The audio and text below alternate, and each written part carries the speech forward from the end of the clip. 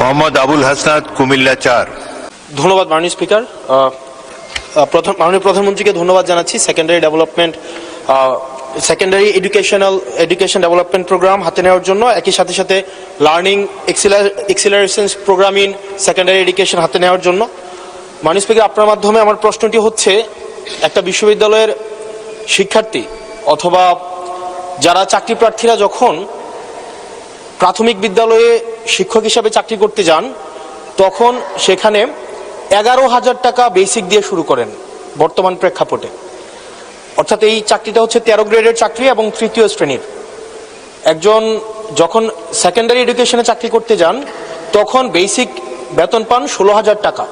এটা 10ম গ্রেডের এবং 2য় শ্রেণীর চাকরি।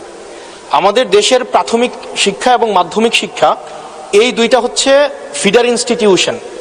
আমরা যদি ভালো শিক্ষার্থী ফিডার ইনস্টিটিউশন থেকে আমরা টারশিয়ারিতে পাঠাতে পারি, তাহলে সেখানে একটা রিসার্চ বেসড আমরা একটা আউটকাম পাব। মাননীয় প্রধানমন্ত্রীর কাছে আমার প্রশ্ন, বর্তমান বাস্তবতায় 11,000 টাকা বেসিক এবং 16,000 টাকা বেসিক দিয়ে এই আসলে শিক্ষক হতে আগ্রহ নিয়ে এসে এখানে আসলে দিন শেষে সার্ভাইভ করা খুব কঠিন হয়ে যায়। সেজন্য প্রাথমিক এবং মাধ্যমিক শিক্ষকদের বর্তমান প্রেক্ষাপটে, আপনিও বিদেশে দীর্ঘদিন থেকে এসেছেন, আপনি সেখানে শিক্ষা প্রতিষ্ঠানগুলো দেখেছেন, সেই বাস্তবতায় আমরা এই ফিডার ইনস্টিটিউশনগুলোর শিক্ষকদের মান উন্নয়নের জন্য, তাদের বেতন বৃদ্ধির জন্য, যাতে করে বেশি বেশি মানুষ বা শিক্ষার্থী এই ধরনের চাকরিগুলি করতে আগ্রহী হয়, সেটার জন্য আপনার বিশেষ কোনো পরিকল্পনা রয়েছে কিনা সেটি জানতে চাচ্ছি মাননীয় স্পিকার। মাননীয় প্রধানমন্ত্রী।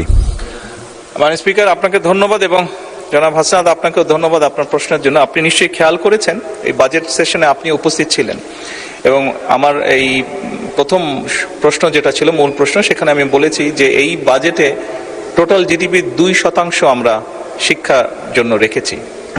এবং শুধু তাই নয়, আমাদের যেটি পরিকল্পনা আছে, আমরা পরিকল্পনা মতন যদি আগাতে পারি, ইনশাল্লাহ আমরা শিক্ষা খাতে বাজেট 5 বছর শেষে 5%-এ নিয়ে যেতে চাই। এবং অবশ্যই এগুলো আমরা যখন দেখেছি, স্বৈরাচারের সময় শুধু বিল্ডিং হয়েছে, কিন্তু হিউম্যান রিসোর্সের কোনো উন্নতি হয় নাই।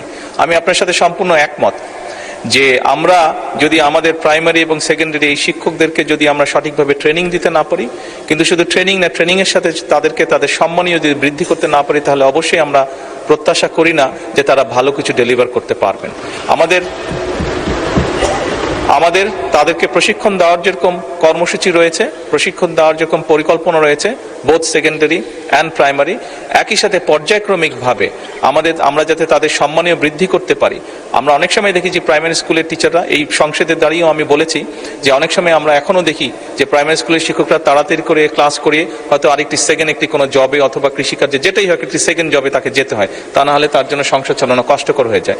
সেকেন্ডারি স্কুলের ক্ষেত্রে আমরা অনেক শিক্ষকের ক্ষেত্রেই দেখেছি এরকম ঘটনা ঘটে।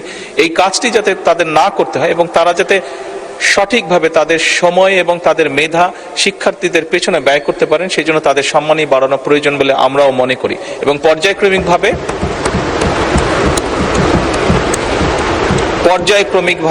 আমরা এই কাজটি ইনশাল্লাহ করব এই দেশে। ধন্যবাদ মাননীয় স্পিকার।